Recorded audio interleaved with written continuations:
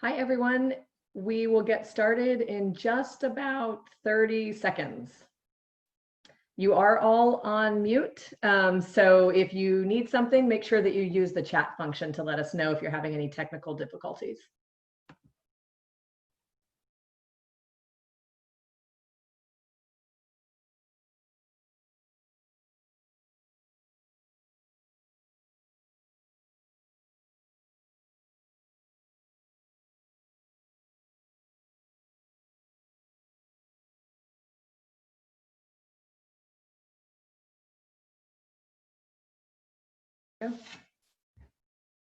Hi, everyone, and welcome. I'm Ashley, and this is Taz. We'll tell you a little bit more about ourselves in a moment. But first, let's make sure you're in the right place. As you can see on the slide, this is Product Management Fundamentals, the PM Hour of Power. Okay, and it'll be powerful hour if we can actually make the slides go forward. Okay, let's get started with a little bit of housekeeping, just to make sure that the session goes smoothly. We do only have about an hour of power, and it's a lot of content. So we'll be moving pretty quickly through our materials, but rest assured that you can follow up with us with any questions after the fact if you need to. Make sure that you have either the product canvas slide that we sent you, or at the very least, a piece of paper and a pen handy, because we do want this to be a bit of a hands-on session. Totally okay. If you don't want to get hands-on, you can just follow along, and I'm sure that you'll still have a great time. Everyone is on mute, so if you're experiencing any technical difficulties, please post something into the chat. Feel free also to post other things in the chat, comments or ideas as we go along, and we will be asking for a little bit of participation along the way as well. So if you're not sure how to use the chat functionality, scope it out. It's on your screen, and you can pop it up anytime and put a message in there.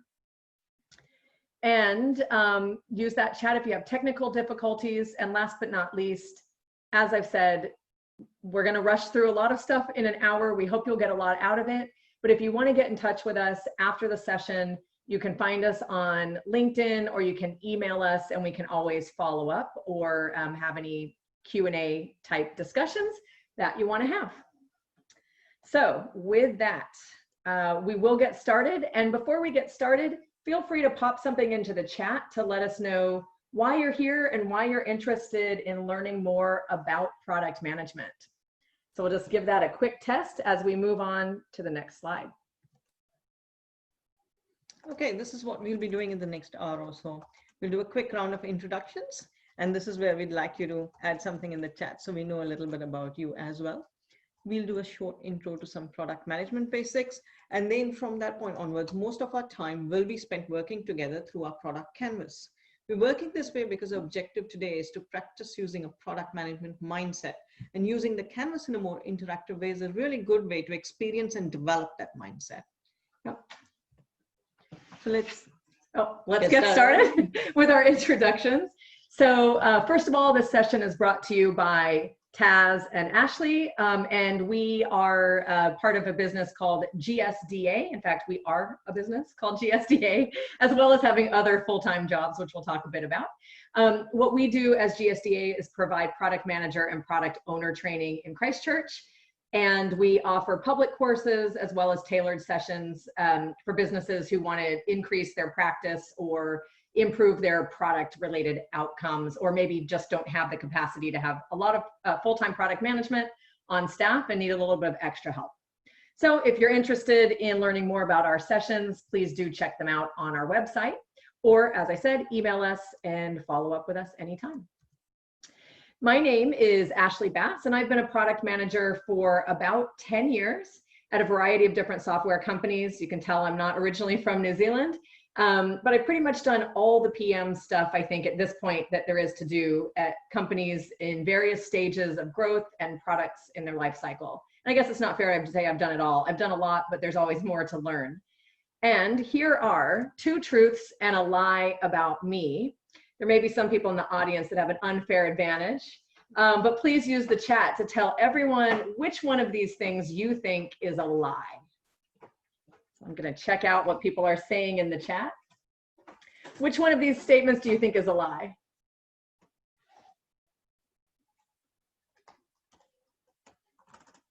We're going to give you about 30 seconds to get your thoughts in there. Oh, it's pretty evenly split. You guys just think I'm a fat liar, I guess. Everyone thinks that the roller skating No one photo thinks is I'm a yoga clue. teacher. You can't even see me. No. All right. Well, a lot. Some of you got it right. The second one, I gave a live product demo to 2,000 Japanese librarians in a casino. That's my lie, but I did in fact give a live demo of one of my products to about 4,000 Korean librarians in a Korean casino. And it was one of the most unexpected and nerve-wracking things I've ever done as a product manager. It really is a job that has a tremendous amount of breadth and diversity, which is one of the things we really want to cover off today, is that breadth and diversity that you see in the product practice and the product discipline. So moving on to Taz. Hi, I'm Taz, and I've worked in software for over 20 years. And I've taken what I think is a pretty typical role to product management. So you'll see my map here, where I learned over time to understand what customers wanted in various different roles. Doing it in customer support roles helped me to go into BA roles. From BA, I moved into agile development and product ownership and product management. So I currently work with Deloitte, and I focus on customer experience and service design for digital transformations. And of course, I also do the consultation with GSDA because it helps me connected with the local and global product community. Okay, here are 2 truths and a lie about me. So please use the chat to tell everyone what you think is the lie. I'll be monitoring this chat.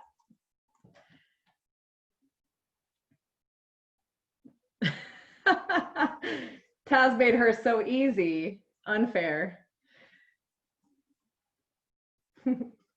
Some people don't believe you were a magician's assistant. Look at me. Is that true? No lies?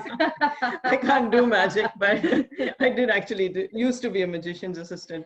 I did a tour of the Maldives as a magician's assistant. It was great. Paid holiday, fantastic. I actually did not know that until today, and I thought I knew everything about you. All right, Taz, tell us what your lie is. Okay, most of you did get it right. It is the stand-up comedy. It is a bit of a fudge, but this time last year, I was actually doing stand-up in my persona of Ronald Rump, the president of New Zealand. Sadly, the truth has got way more bizarre than my comedy can even keep up with. So I've just stepped back from the whole thing. So I did get to see Taz as a stand-up comedian a few times, and it was an impressive Ronald Rump / Donald Trump impersonation. So now you've all told us a little bit about yourselves, or maybe not all of you. A few of you have. I might have jumped the gun on that one. If there's anything else that you'd like to say about yourself, your interest in product management, whether you've ever been a magician's assistant, how much you love roller skating, or whether you'd like to attend one of my yoga classes, feel free to type that into the chat while we get started. We'd love to know a little bit more about who's on the call. All right. So let's dive into some background information on the product management discipline. Product management is a role, as Ashley said before. It has a lot of breadth and a lot of diversity. It's a key role at many modern software companies. A lot of companies that are smaller, like startups or more traditional service providers that are not software, they may not have a person with the title of product manager, but the mindset and the skills that a product manager has are actually useful everywhere, and they are extremely valuable everywhere as well. So the definitions on the screen, it's a pretty good definition of what a product manager does and what the role is typically about. The product manager is responsible for strategy and roadmap, feature definition of a product or product line. It involves working with cross-functional teams and may include marketing, forecasting, profit and loss, just depending on the breadth of the role and the size of the company. It does look different at different organizations, but it should always be a mix of some strategy, some tactical product execution, and very cross-functional as well. If you've done any of our sessions before, you've probably seen one of these. This image comes from Roman Pichler. He's one of the godfathers of product management, and this is a really well-defined, broadly accepted definition of a PM's responsibilities and contributions to a business. Oh, I will say that I keep saying PM in this chat. It's just what I do. It's not project manager. It is product manager in this case. You'll see in this framework that, again, there's this massive amount of breadth and diversity and responsibility. starting with general market, knowledge up top, strategy, customer needs, execution down the bottom, working with teams, marking the best possible way. We often say that no one can do all of these things, but it is important to know that product people do some of these things or should be doing more than one of these things as part of their day-to-day life. This is another really common representation of a product manager's role. It's a bit more simple, doesn't have all that detail about all those things you might be expected to do. It's really that intersection of business, technology, and user experience. And as Taz said, you as a product manager, you may not be expert in all areas, but it's helpful often if you are really strong in one. And of course, you need to develop over time a good working knowledge of the other two. And tactically speaking, and this is important for what we're going to do today, a product manager really goes back and forth between the problem space and the solution space. So always with the goal of maximizing customer and business value. Okay, so given that background, we're going to do some product management and we're going to jump into our hands-on work. Sorry if there's a little bit of noise in the background. We are also parents in addition to being product managers and stand-up comedians and yoga teachers. Although I feel like everyone's going to think Taz has to be hilarious. We might have set ourselves up. I am hilarious. If you have your product canvas handy, whether it's digital or printed, go ahead and get it out. If not, pen and paper is great, or just follow along. And again, the reason we've chosen a canvas as our method of learning today is it'll give us a great chance to practice a bunch of the skills that we see in that wheel, right? It really is going to give us that combination of strategy, product definition, problem solving, and even thinking all the way through to go to market. And we're not going to worry about getting our canvas done exactly right. There's a world of tools and skill sets out there to practice and develop over time to get good at specific aspects of product management, and we can't learn them all in a short period of time. But we do want to practice working with this product mindset and get a little bit of experience in many different areas that you often will run into as a product manager. And again, really develop that product manager's mindset, which is thinking holistically about a solution that we need to deliver to our customers. So here's our canvas, or a number of canvases. Go ahead and have yours handy. The canvas is one tool that product managers and businesses use a lot. And there's lots of different canvases out there in the world. This one is just our iteration of it. One of the best things about a canvas is that it helps you succinctly articulate the most important information, in this case, for your product. And being able to articulate a problem, a solution, and an opportunity is a really important aspect of being a product manager. Another really important aspect of being a product manager is communication, right? It's really an important skill. As product managers, we're often working cross-functionally, we're expressing vision, we're leading by influence, if maybe not direct management. And we'll see that it's not always that easy to articulate something in a really succinct and clear way. And with a canvas, one of the reasons we won't worry much about getting it exactly right tonight is that with anything product related, you're often starting with a mix of hard facts and hypotheses, which you'll validate over time as you go back and forth between solution and problem space. And you're going to get better and better the more you understand your customers, and the further you get into building your solution, you're going to get better at articulating information. But nonetheless, all throughout the life cycle journey, it's really important to be able to articulate information in the best possible way and to communicate that to a number of different types of stakeholders. So we've opted for a product canvas. As Taz said, this is one that we've come up with. This particular canvas just helps us work through what we consider many of the most important things in that diverse set of product management activities and outputs. We did talk a little bit earlier about the general market strategy versus some of the more tactical execution stuff. And we just want to say that if you look at this product canvas, you'll see that what we're focusing today is a little bit more around the discovery and the what happens before you actually start building. But we will do a bit of a dive into things like roadmaps and go-to-market strategies. So we hope to cover as much of the whole spectrum as we can. So, of course, oops, I stole your slide, but I'm just going to keep going. We need a product idea for our canvas. So how should we come up with a product idea? Good product ideas come from understanding the pain points that our customers have. And this happens either through personal experience or by working in an area or domain or through research. It is not enough to have a good idea. There's a lot of good ideas out there, but product managers have this extra skill. They must be able to have the data to prove that this is the right problem to solve for commercial value, because that's what ultimately we are trying to do. So that means lots of customer engagement, lots of idea validation, lots of marketing analysis, competitor analysis, and so on and so forth. A fundamental tenet of product management is that a good product solves a problem. It does a job for someone better than the job is being done now. Ultimately, that's what value is all about, making the life of our customer better or helping them achieve something in a better way. So I'll just ask if people have any particular tools that you like to use, any reading that you recommend. We'd love to have you share those in the chat. I'm sure there are people on the call that have some experience or have done some reading. A lot of the ideas we're presenting here are not net new. There's many great resources out there. So if there's something you love around jobs to be done, strategy, discovery, pain points, adjacent market analysis, problem discovery, feel free to toss it in the chat and share it with your PM colleagues.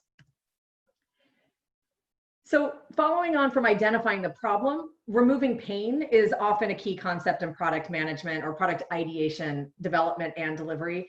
A pain point is a specific problem that prospective customers of your business are experiencing. You can think of pain points as problems, right? It's just another way to frame the same concept. And we're bringing it up here because as we go through our canvas, it can be really, really useful to think about pain and problems really broadly, right? It's not always just about usability or finance or productivity. It might be finance, it might be productivity, it might be process, it might be emotional, all kinds of things, right? So really useful to have a broad mindset and listen to people to hear what their pain points and problems are. Some great ideas. Definitely getting some good ideas coming through the chat. So have a look there and feel free to keep on adding as we go through. Okay, so let's make grocery shopping our problem because it is often my problem. It's a problem space for our exercise tonight. It's probably something we all have some experience with, and there are lots of problems and pain points in the space. So it also has a big market. Another thing to think about as a product manager is what's the size of your market? You don't have to bring something to market that has a big market. You might work in a particular niche product area, and that can be a very valuable and lucrative approach. But for our purposes tonight, we're just going to say we want to find a solution space, a problem space that has a big market. Most adults grocery shop, so there could be a lot of potential for business success if we think about our addressable market size. As we mentioned previously, a lot of research and validation goes into ensuring that you're fixing the right problem. We don't really have the time to do all of that today. So let's skip ahead as if we've done some of that ideation and validation and solved my biggest problem. I don't like going to the grocery store because it's such a waste of time, but I don't really like online shopping either. So my solution, Ashley, can you help me with this, is to just make my grocery shopping faster. Okay, so I'm going to use a key product manager's technique. Taz, tell me more about your problem. Okay, my problem. This one. The grocery shopping problem. Right. Tell me more. So I do a lot, right? And I don't want to spend a lot of time doing the grocery shopping, but also I hate the idea of online shopping. No one else is touching my food. I want to pick out the food. The other thing is I actually like going into the store and looking at all of the things that are available. So when I'm going in on a weekend, I'm doing my weekly shop for the school lunches, because obviously I have a family, kids, all of that sort of stuff. I want to be able to make sure that I'm making good, healthy choices. Also, I'm a tightwad, so I want to keep an eye on the specials and make sure that I buy the stuff the right bottle of wine. Yeah. So yeah, there's a lot of reasons why I like actually going to the grocery store and making my own decisions. But I really don't like the hassle of driving down in the car park and looking for parking and then dodging all these people who are standing in the aisles wondering what to buy and, you know, trying to dodge around. other people's carts and stuff like that. And then long lines at the supermarket checkout, because of course everyone wants to do their grocery shop on the weekend. So that's the stuff that I really don't like about grocery shopping. Okay, so as product managers, our job is to dig deeper and to listen to Taz's pain points. So if you've got pen and paper and you want to take any notes, feel free. We're going to keep trucking along. So what I've done here is I've rewritten this problem statement or our kind of idea statement a little bit based on the information that Taz has given me, right? So remember, this is my hypothesis. I'm going to start working with this through the canvas. I want to build a mobile app to make grocery shopping less painful for busy people who want to shop themselves but value efficiency and speed. And I've chosen efficiency and speed as part of this idea because it's something I could measure, right? And again, there's lots of product management sayings. One of them is measure what matters. So as you're thinking about validating good ideas, one of the ways you can really push on that a bit is to think about, how would I measure this, right? How would I measure whether the job is being done better? And speed and efficiency are things that can be measured. Now you'll note here I said mobile app. That was a bit of a leap ahead. Let's pretend like I've interviewed Taz about how she does her shopping, whether she has a mobile device, what kind of mobile device she has. Lots of good interviewing techniques that would have helped me ideate along the way here. But this is what we've arrived at, and we're going to move on to the next stages of product management through this life cycle. So the main learning point here is that product managers have to think in terms of customer or user problems and customer or user value, and ideally something that you could measure in terms of the value you provide. So that's really what that product mindset is all about. So our job is to articulate Taz's problem in our canvas. So if you look at your canvas, you're going to want to be able to articulate that problem statement or customer need. Now, feel free to have a stab at it yourself. We've got one coming up. If you would like to give yourself a few seconds here to try to write down how you would articulate this, then feel free to do that. We're going to talk a little bit more about problem statements, which are a super valuable technique for product managers. Before we jump into the problem statement and the canvas, I just wanted to put this slide up on the screen because this is something that inherently humans do. We do have a tendency to jump into solutioning. As you said, we started out by saying, let's build a mobile app.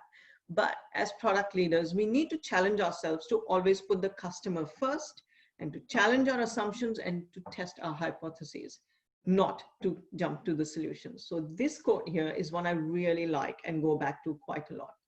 It's about thinking about the problem and not the solution. So a problem statement is a really useful technique for a product manager. And this is the method that we're going to use to fill out our canvas. So the idea is that you're putting yourself in the shoes of your target users and asking yourself, so what? What's the impact? What's the impact we're going to make on a user's life? And why do they care about it? So a typical problem statement is written like this. And what a problem statement is not a solution in disguise. So if any of you wrote on your canvas, take a critical eye and look at what you wrote. You might rewrite, or if you haven't written yet, try this method as a person who needs to something, because I care about this thing. You might try that methodology.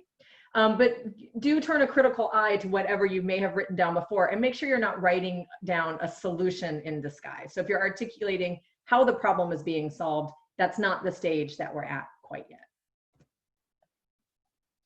So here's your problem statement again, and there's a couple of good comments coming in through the chat. And again, if there's techniques you use to develop that customer empathy or express that customer empathy and problem, please feel free to throw those in there. Okay, so we're going to spend a little bit more time on the concept of our customer now that we've got our problem statement, right? For people who want to do their own shopping, there needs to be a way to maximize speed or minimize the time that that person spends in the shopping process because they're busy and they get annoyed when the store's crowded. That's what we heard. So that's what we wrote down. And that's a great problem statement to start with. But now we're going to think more about who this busy person is. Go ahead, Taz. Okay, well, as a product manager, You are the voice of the customer. It is your job to be the advocate for the customer with all your stakeholders. Also, because you represent the business, you'll eventually care about how many of these people are out there and how you'd sell to them, because ultimately that's our goal. So let's think about who are the users that will use our product. And you can do this while we continue to talk. So Taz, what segments can you think of? So you've told me some things about yourself, right? You're a professional. You use a mobile phone. Professional. Yes. You use a mobile phone. Yeah. What else might be interesting about you to me from thinking about segments and addressable markets? Well, I'm quite busy because I have work, I have side consultancy, I have the kids, I have sports on weekends, so I have to fit this shopping in some way, but it is important to me, so I will prioritize it on the weekend. So that's one, you know, you're busy working moms. The other thing, I guess, other angle I can come at is I don't do online shopping because I'm actually quite conscious of what I'm putting in my body and my family's body, so to speak. So I want to make good, healthy choices, and being there in front of the produce actually helps me to make those good decisions. So I'm sure that people who are thinking along those lines, who are health conscious or careful about what they eat, is possibly a market segment. And I guess these days, a pretty obvious segment there is people who don't want to get an infectious or contagious disease that shall go unnamed. Good point. So what I'm starting to listen for here as a product manager are things like demographic information, possible channels, possible buzzwords, emotional words, reason, things I can use in marketing, things I can use in selling, things I can use to really understand more about the problem, right? So when you understand more about your users, it's not just about building them a solution, it's also thinking about how you bring that solution to market and how you might split your market segments to understand market addressability, market serviceability.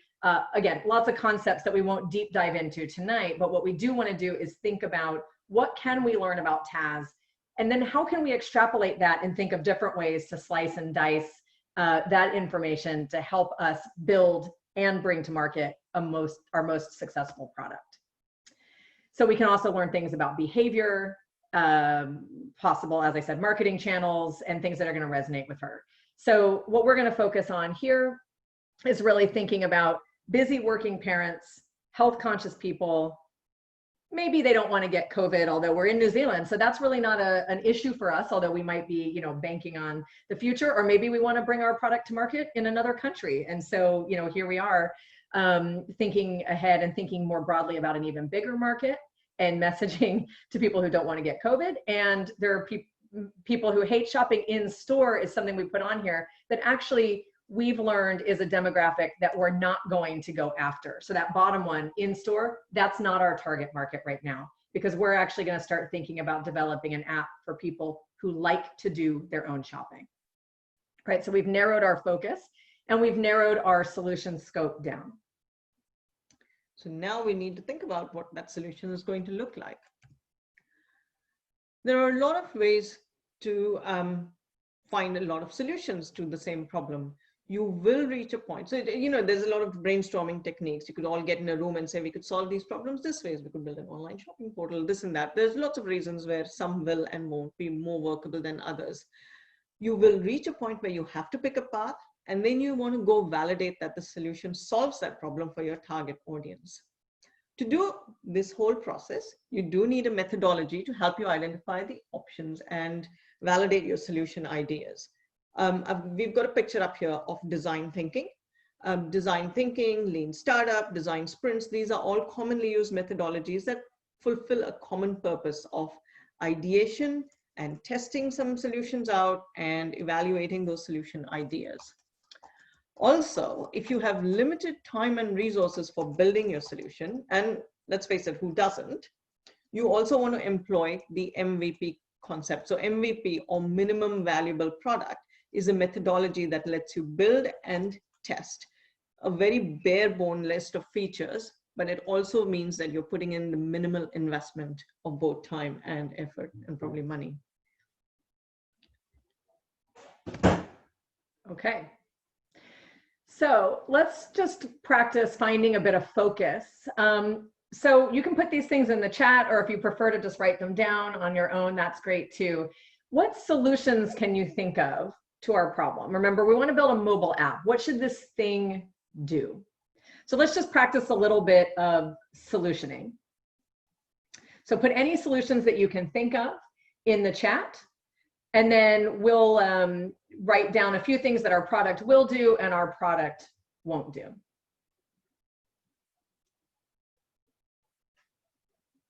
Okay, so we've got some good ideas coming in. So Irina, I'll just encourage you that if you want to build an app that tells us when the supermarket is less busy, off the top of your head, are there a couple things you think this app will do and won't do? And what we're challenging you here to do is to limit your solution scope so that we can start to really focus on MVP. So again, it's just a brainstorm, it's just a hypothesis. Oh, awesome. So create a list of products in the supermarket and order. Yep. So David, anything you think your app will or won't do? And one of the things that we're really pressing on here from that product management mindset is you really want to push forward. It can be really enticing to think about building all the things, but one of the things you need to challenge yourself to do is build the most important things. And of course, what they are is going to come through that build, validate, or discussion process, but we just want to practice the mindset. Oh, find foods that are on special, that's good. A map that would help you get you through the store faster, that's an awesome idea. Timing, cool. Wow, lots of good ideas. Okay, so really useful and again, this comes back to our articulation, our communication requirement as product managers, thinking about what the problem is we want to solve, articulating that, and then being willing to make strong decisions about wills and won'ts and communicate those as well. So the idea that Taz and I came up with is actually, there's a few geniuses on the line who've come up with similar ideas. Our app is something that will notify our customer, in this case Taz, when the stores closest to our house are not busy, right? So remember, we heard her say, I don't like driving around the parking lot. I don't like standing in line. And all of the ideas that you've put into the chat actually are great potential solutions. This is the one that we have really settled on for the purposes of our canvas. And one of the things that we've done here in our solution scope is to really try to hone in on what the app will do in its first iteration or in our first round of validation, and what it won't do, right? So we have decided it's a mobile app. We have decided it will track car park volume as a proxy for store busyness. We have decided it has to send alerts as an MVP, and it will work on a mobile, but we're not going to worry about building a desktop app, and we're not going to worry about tracking volumes in the store. And that's going to limit what we have to focus on in terms of building and validating our solution and the cost and time it's going to take to get it to market. Feel free to put thoughts, ideas into the chat. We've definitely got some good information coming through. And if you want to keep working with your own idea through the rest of the canvas, feel free. We're going to continue on with ours. So, Taz? Yeah, let's talk about unique value proposition.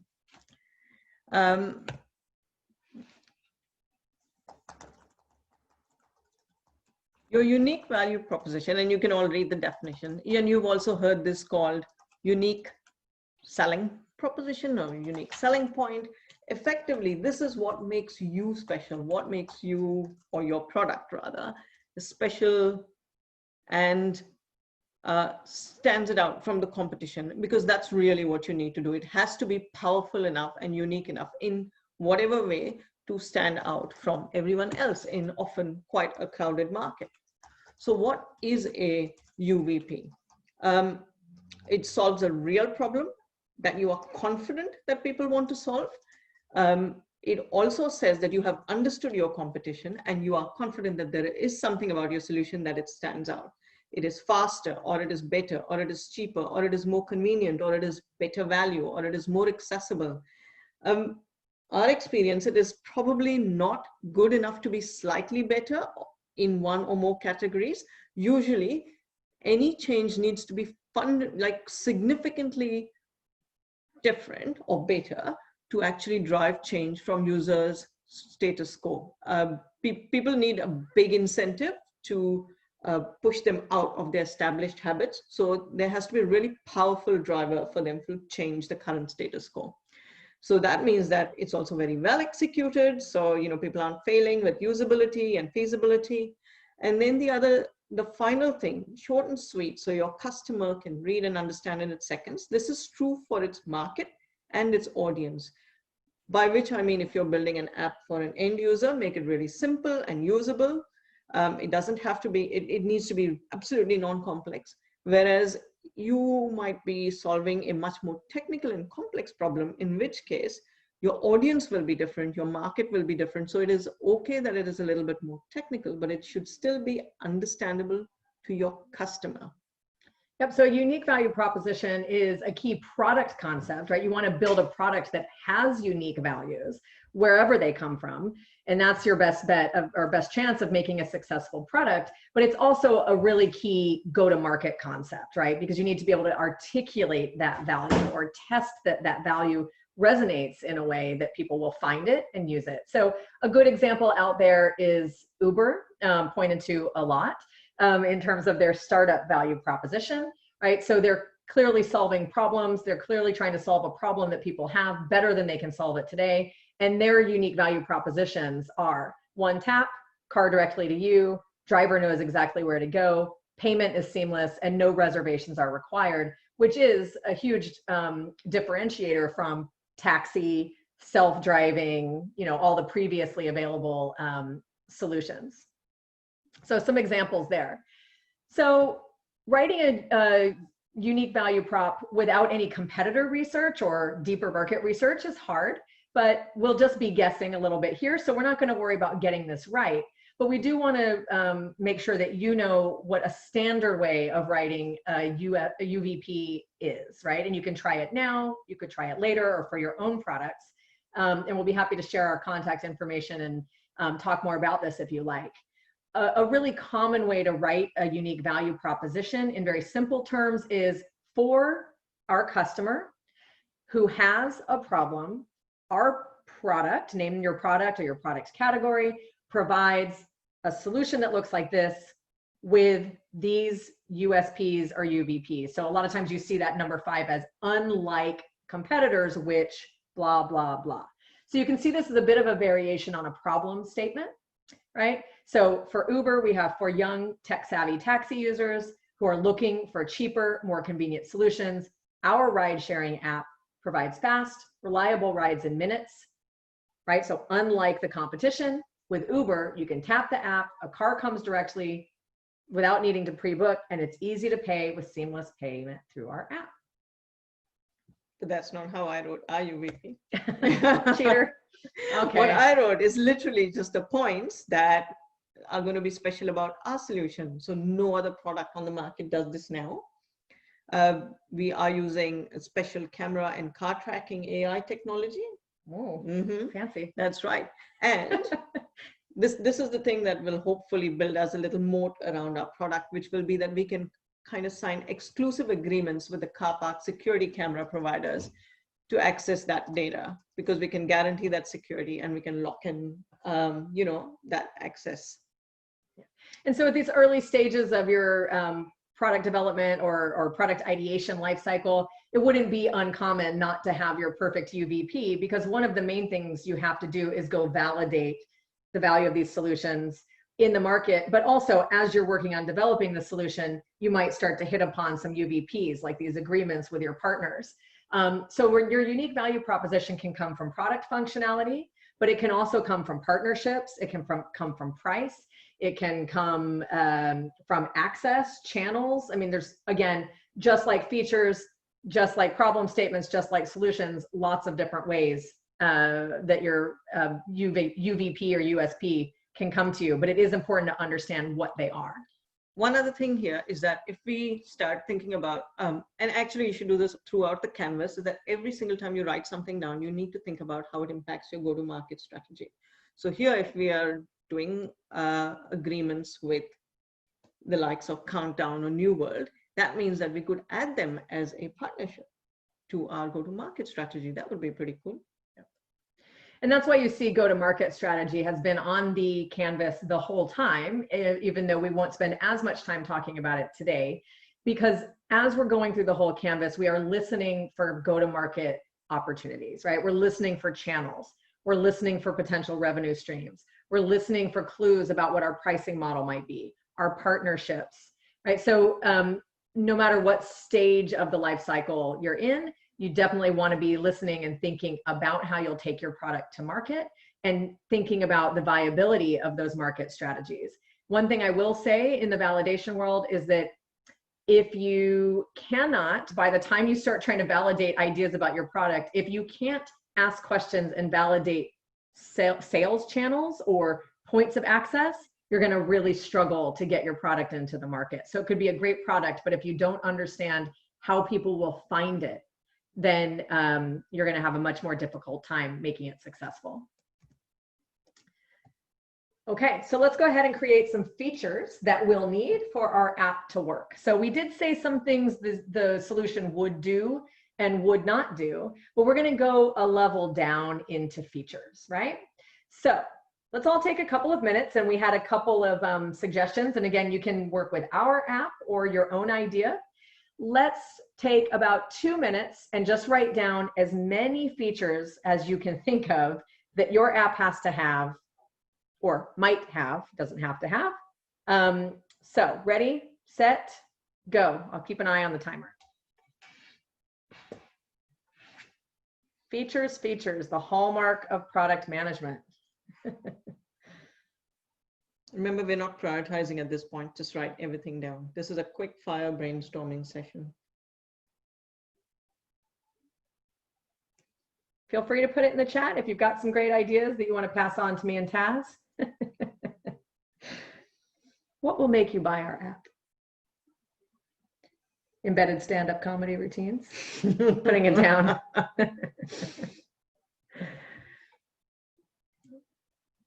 Oh, good ones. Excellent. You know what will make me buy that is if I got a way bit of a free trial, but then you sent me a regular date to say, this is how much time you've spent. Oh, updates. Nice one. As opposed to, you know, average shopping time used to be 2 hours and 20 minutes. It is now. Yeah. Notifications. Time is money. Plan shopping from recipes. That's a good one. Data. That's one I hadn't really thought of. Download data, clear data. Excellent idea.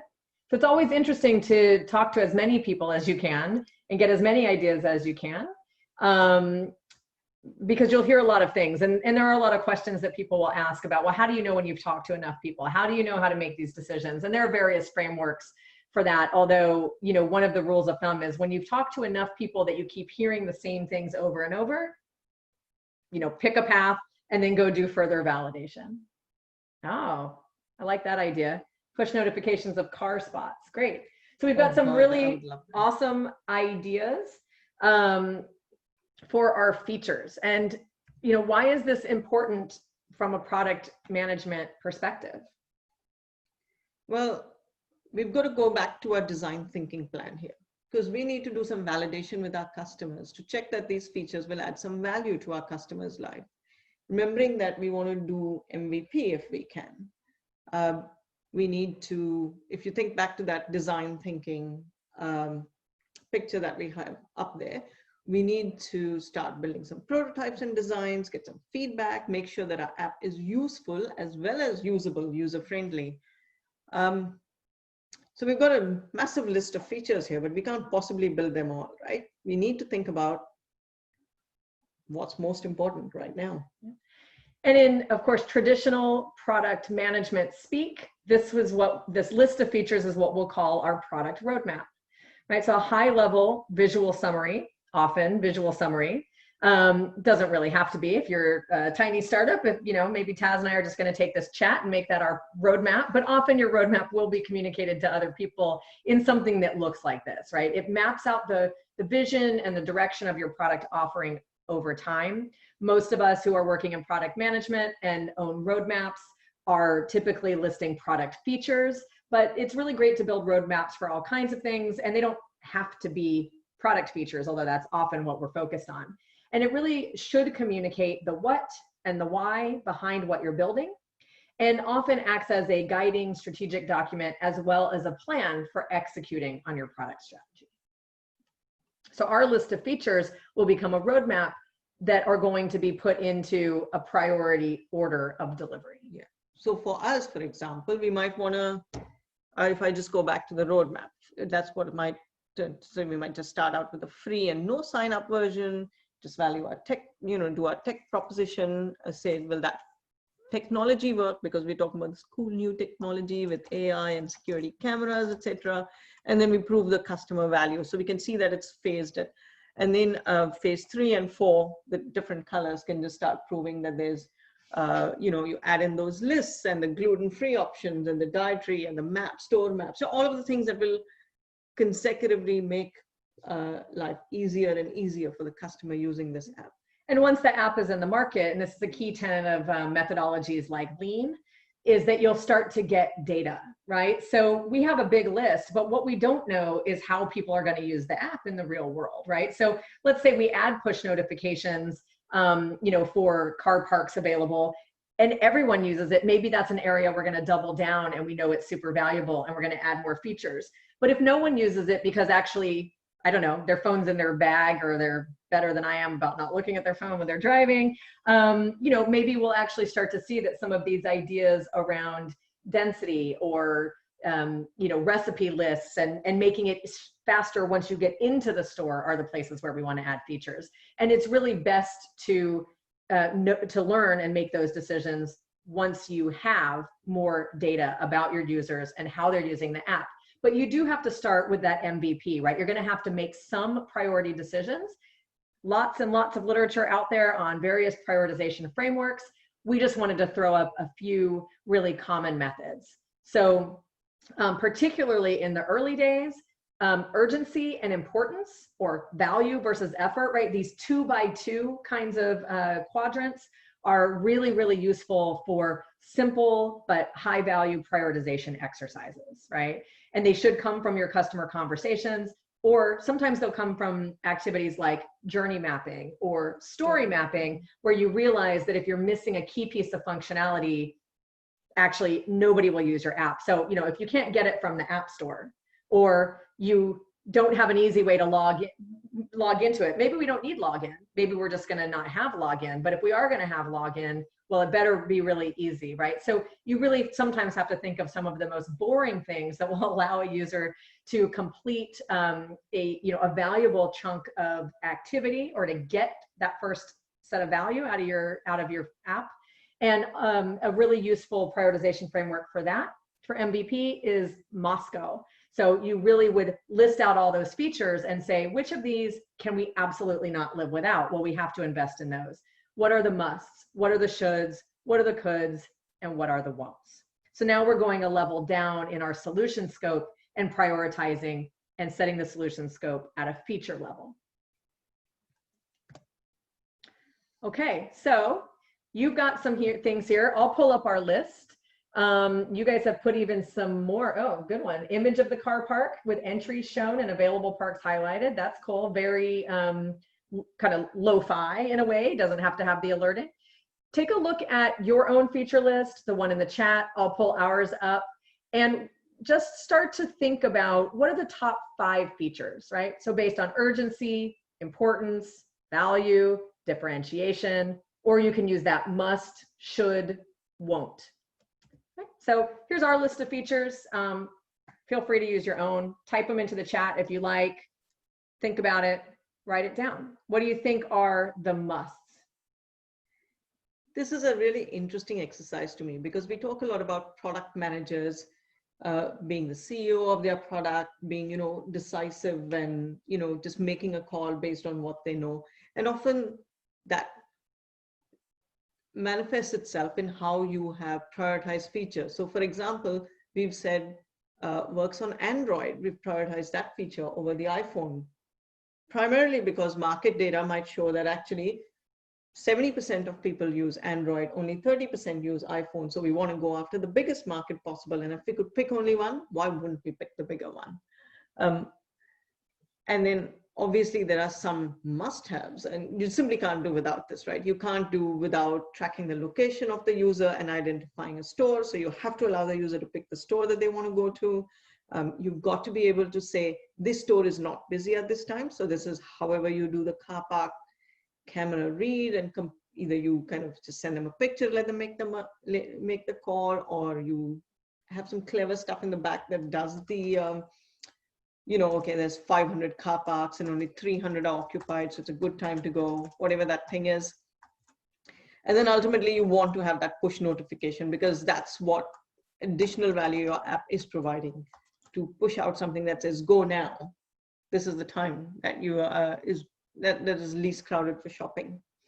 One decision we have made here as product managers, which we argued about, is the share with friends feature. So you'll see in our go-to-market strategy now that one of the things we've added there is referrals. If I use this app and I go, this is so cool, I want to share this with my friends. Because me, busy working mom, obviously I have a lot of other similar people in my friend circle. And so many friends. Yeah. Yeah. And so we chose that one, and actually we argued a little bit about it, but then we said, our big goal here is go to market, saturate the market. We think our big advantage is first to market. No one has an app like this. So we really prioritized a feature that would allow us to grab market share over some of the other maybe in-app features that we know people will value, because we want to get this into as many people's hands as we can and then start working through our roadmap. So I've invited you guys to challenge us on our feature list and our MVP. Not everyone will make the same decisions, but these are the ones that we've made, and we've got about 10 minutes left, so we're going to keep on moving. So last but not least, and we did save this for last, or almost last, on purpose, because it's actually really hard to do at the beginning of a process like this, and frankly, kind of hard to do at any point in the process, but a really, really important thing for a product manager to be able to do. We have to be able to articulate that value, right? What's our vision for the product? And this is important for a lot of reasons. We'll talk a little bit more about it. And now what we're going to do is take those problem statements and those solution ideas and start to use them to articulate the who and the why, as well as some of those differentiating factors of our app. So vision can operate at multiple levels, right? We can have company, product, and feature vision. And in the ideal situation is that the product manager is representing the vision to internal and external stakeholders, right? So often this is done in the form of a vision statement, and there's a really standard format for that. You'll often hear a product manager talked about as a product evangelist, a voice of the customer, right? So you really need to be able to, bring that vision and that mission forward. It helps your development team perform. It helps you bring things to market. It helps you get leadership on board. And it should be something that you can articulate all the time. So you have to own that vision and be able to articulate it and consistently communicate it.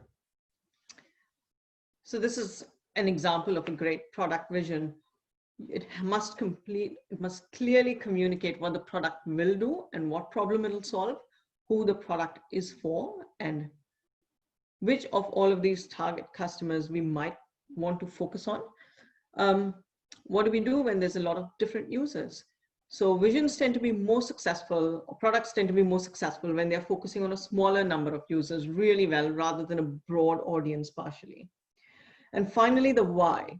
There will be many decision points along the life cycle of your product. So clearly having a clear vision, having clear communication around the product and business's overarching goals, that will really help sales, marketing, brand awareness. All of these people actually really understand what you're going for and what you're not going for, because that's just as important.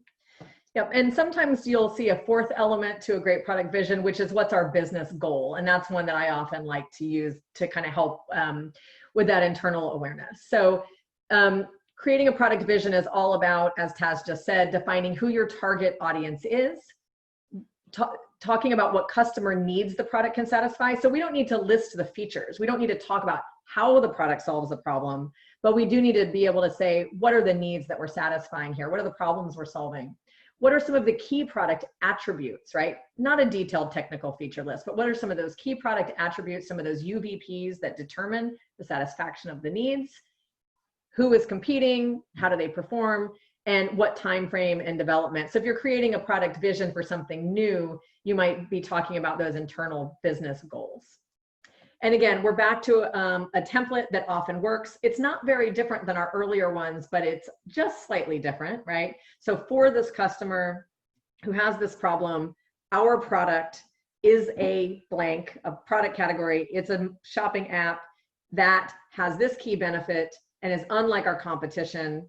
And here's our primary differentiator, and possibly underneath that, our product goal internally, our business goal. And this is a really super concise and standard product vision. So if you'd like to give this a practice, we'll give you a couple of minutes to write down a product vision. And again, you could look back at that problem statement or that UVP. It's not going to look very different than those things that we've worked on earlier. It's probably just a bit of a refinement. Ooh, my timer is going up. We're at 55 minutes. If you are interested in vision, just by the by, there are some really great examples of vision out there. IKEA has a really nice one, I think. Tesla, also nice, inspirational. I often use the example of Xero. Xero, when they started out, it was very much about enabling small businesses. But the interesting thing is that Xero's vision has changed over the years. So they have gone from I think they started out with beautiful software because their primary focus was being in the cloud and being super user friendly. From that, they moved to enabling small businesses. And from that, now they have actually gone to much broader vision, which is about communities. Because what they realized during the life cycle of the product is that 80% of small businesses are actually very community-based, the mom and pop shops. And so the success of small businesses actually says how strong your community is versus all you have in the community is the big warehouses and the big chain stores, etc. So they've actually refined their vision over the years. And this is true for any product or company. You might start with a certain vision, but as you go through your organizational maturity, you might want to change your vision over time as well. Yep. And I think one of the key things from a product management mindset standpoint here is that writing a product vision, writing things down, using some of these tools really, again, helps you articulate in really clear ways who your audience is, why you're building what you're building, and that's really what's going to underpin the success of that product. So our vision here for working parents who want a faster grocery shop, Quick Shop, Chaz gave it a name while I wasn't looking, is an app that identifies supermarkets close by, which are not crowded, allowing for faster parking and shopping, unlike online shopping, which doesn't let people pick out their own groceries. So if you wrote your product vision, how does it compare to ours? Let us know. Do you like ours? Would you change anything about it? Happy to be challenged. Writing a product vision is often a collaborative effort, and particularly for product managers who might be working really closely with development teams. Certainly there are a lot of useful practices around co-developing vision or sharing vision and getting feedback. Okay, so once you know what you're building and why, there's a whole set of activities that involve the build and implementation of the software with your development teams. These are often done by specialized product roles. We can call them product owners or delivery leads or whatever. We won't get into detail today as it's a pretty big area.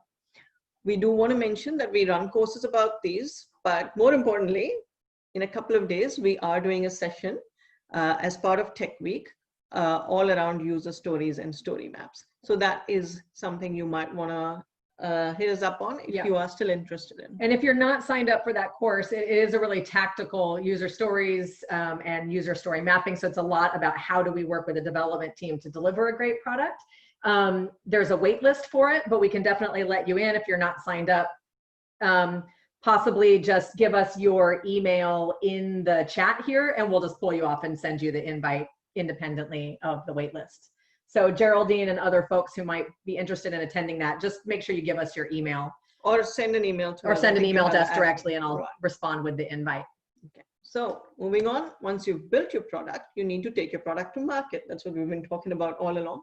So we've got all of these great other features built out. What we need to do now is decide the best way to reach our customers and build a successful business. So your go-to-market strategy, as we've said, it will consist of a number of different components, but it's really about executing successful product release, promotion, getting your product in front of customers. You must have done a lot of listening and thinking all along the way about how you'll bring your product to market. And common elements will include things like pricing, sales, journey maps, marketing, budgeting, launch plans, training, customer success, customer support, and launch and release plans. We're not going to go into any kind of detail on these things, but there's lots of great information out there. So we should have been thinking all along about the channels that we'll use to promote our app. How will people buy it, and how will we make money? And we've already said we're going to count on referrals significantly, and that's why we decided to build in that tell a friend feature. So that's a big part of our go-to-market strategy alongside our partnerships. Last but not least, success metrics. This is something I'm really passionate about. So as a product leader, your job is not done when you release a product. It's only just started. Until now, all we've done is made a lot of assumptions and had some hypotheses about who our customers are, what their problems are, what they want, what solutions will appeal to them. But now is where the rubber hits the road. This is how you test the validity of those assumptions. And based on the results, you will decide which direction to take your product next. Because all we've built so far is the MVP. Right, and we talked a bit earlier about how we might use data to influence our roadmap. You also want to measure other things that matter outside of your app. So that might be things like things that indicate your product success, your product market fit, that indicate your pipeline of business, right? App product downloads, daily logins, how much use are you getting, and also information about the features within the app itself that are going to help you build the next most valuable set of things for your users. This is the most important thing I think that product managers can do, and we don't do enough of. We focus a lot on the build, and we don't focus enough on the what happens after. So there's so many metrics out there. As you said, when you're in growth mode, the pirate metrics are great. You also want to think about cost of user acquisition. What are your revenue metrics? What are your sales? What's your customer lifetime value? And then as product managers, we also want to be thinking about what are the most used features and what's not getting used, because we don't want to waste money just adding on more and more value in a place where no one's actually using it anyway. So what's the point, right? Fun. All right, so we've talked about product management a lot and very quickly. We're at time. So as a product manager or a person who's playing the role of a product manager, which is not uncommon, most successful companies have someone who's doing this work, whether product management is your title or not. You're doing all of this stuff all the time in some form or fashion, or maybe you should be. And it's a lot of stuff to do, right? If we look back at that wheel, we look at that intersection, but it is a really rewarding job and lots of places to grow and learn. So again, if you're interested in any of our training courses, look us up. Feel free to email us. Feel free to get in touch. We've got a couple people who would like to sign up for our Thursday session, and we'll make sure to include you. But you can also send us a quick email, and we'll make sure to return that invite. So that's Thursday, 6 to 7, user story mapping and writing great user stories. I will also mention that if you're in Auckland, Wellington, or Christchurch, there is a very active product management community on Meetup. Go look them up. Go to a session. Yeah. There's a, yep. Yeah, they're all very friendly. They only bite sometimes, I think, if provoked. It's only Taz that bites. And also, we will send everyone a thank you email, and we'll include a couple of articles and useful resources. So keep an eye out for that. Keep in touch. This session has been recorded. We know it was quick, but we hope you appreciated this PM hour of power. Thanks so much. Have a great night, everyone. Bye, Irina. Oh, going anywhere.